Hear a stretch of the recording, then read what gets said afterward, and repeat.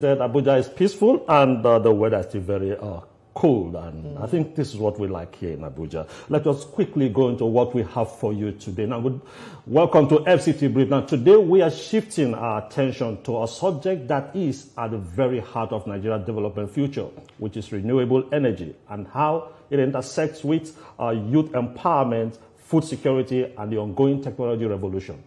Now, as Nigeria battles the twin challenges of climate change and economic diversification, renewable energy stands out as a game changer. Beyond reducing dependence on fossil fuels, renewable energy is fast becoming the new frontier for job creation, innovation, and national growth. Experts say integrating young people into this sector is critical. With over 60% of Nigeria's population under the age of 30, the nation has a vibrant workforce ready to drive solar innovations, green technologies, and sustainable farming practices. From rural communities to urban tech hubs, youths are increasingly at the center of renewable solutions, designing solar-powered irrigation systems, amongst others. The link to food security is particularly striking. In a country where farmers struggle with erratic power supply, renewable energy offers reliable alternatives: solar drying for crops, cold storage to reduce post-harvest losses, and energy-driven mechanization to boost productivity. These solutions not only secure the food chain, but also ensure farmers, especially in rural areas, can thrive in today's economy. Renewable energy is also fueling digital inclusion, powering ICT hubs, fintech startups, and e-learning platforms. By merging clean energy with technology, Nigeria has the chance to leapfrog into a green digital future that sustains livelihoods and protects the environment. The conversation is no longer about whether renewable energy is necessary. It is about how quickly Nigeria can scale it, how boldly it can empower the youths, and how strategically it can be linked to food security and technology. And to help us link these bridges together, we are being joined by Andrew Abu, the president of the Young Innovators of Nigeria. He's live with us here in our studio. Thank you for joining us on the program. Thank you very much. Thank you You're for having welcome. me. Are you? Well, first of all, a major obstacle to this clean energy transition is the skill gap. Too many young people lack the technical training for solar installation, wind maintenance, or even smart grid management. What's the concrete strategy for closing these gaps? For us at the Young Innovators of Nigeria, what we try to do is to bridge this gap by identifying young Nigerians that we can train on this skill set. For example, the High-Tech Center for Nigerian Women and Youth and the Young Innovators of Nigeria have been training young Nigerians on solar installation, even production of solar panels as way back as 2018 to date. We do this annually. We've been identifying people from local government. It will surprise you to know that Nigerians within the localities can do that solar installation with just 5, 10, 15 minutes. They can be able to couple a set of solar. Even in Abuja here, we have a set of few people that are currently installing solar installation across our sites. So Nigerians are very smart. We are very talented. Even without going to the 4 walls of a university, 3-4 months, we can get them skilled up. So it's happening everywhere around Nigeria. So we need to bring them together, bring young people together in a cluster and standardize this training for them. That's what we need. Well, a quick follow-up to the question I asked, because you see now that, the federal government is trying to integrate a lot of other things into the school curriculum.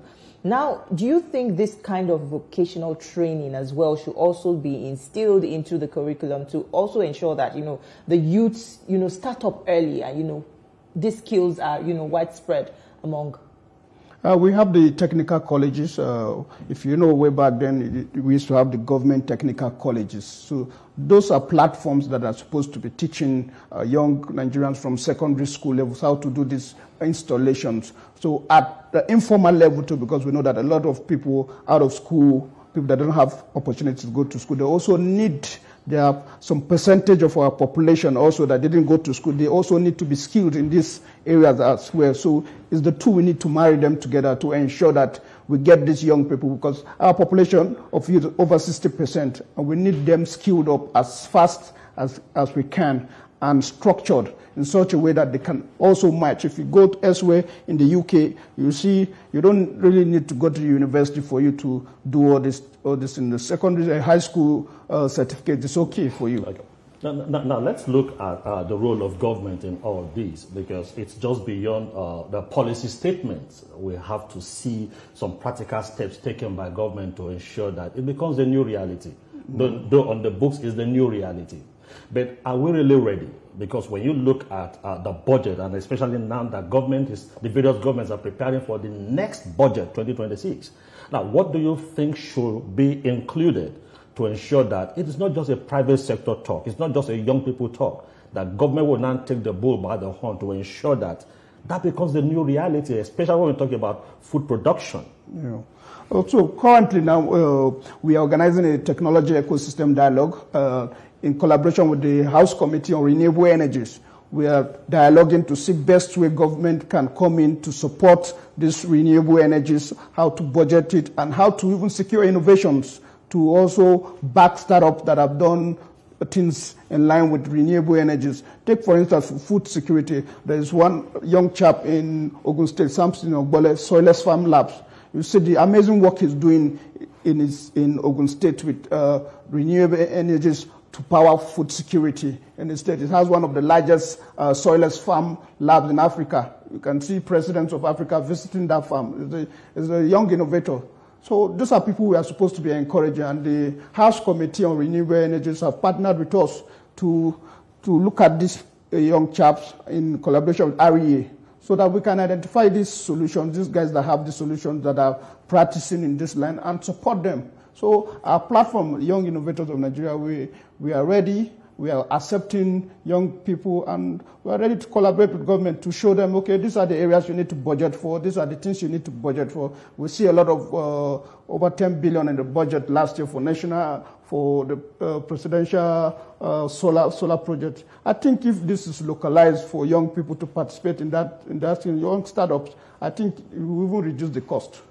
Because what we are looking at is affordability of these solutions. As at now, it's not affordable. Solar is not affordable for a lot of people. For people that run innovation hubs like us, the high cost of running electricity, if you use band A, you know how much it is. So we, as innovators, we have to come into this sector and see how we can reduce the cost and also the risk.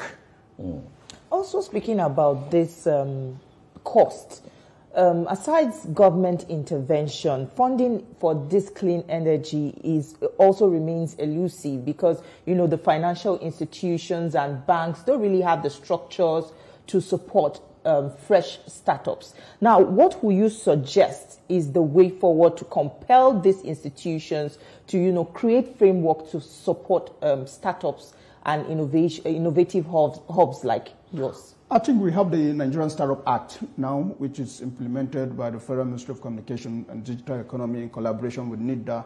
These are part of the thematic areas that we're looking for government to support. And that act gives the NIDA and FMCDIA the teeth to also reduce this cost for startups. So us as civil society organizations that are playing in that space have come together to give government a leeway road. This is our draft. This is what we think can happen. And agencies like NIDA are also supporting innovation hubs with power banks and to reduce the cost of running the innovation hub. So we need to reduce that cost by a lot of margin, so we can be able to churn out more people with ideas.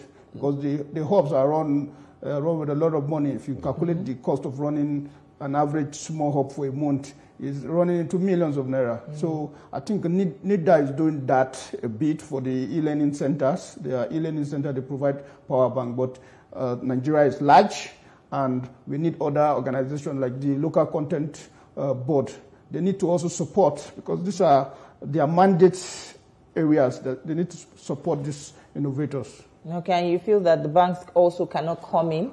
I think banks are set up for profit making most times. So currently we are working with Providence Bank to structure something in line for startup. They are part of our program, the TED for this year. Let's see how we can reduce the cost of running these hubs for startup, because as a player in that sector, I know the challenges that we face.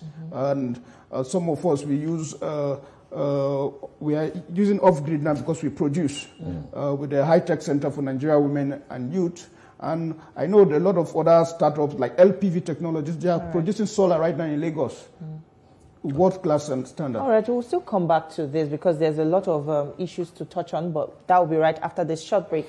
Don't go anywhere. There's more. Stay with us.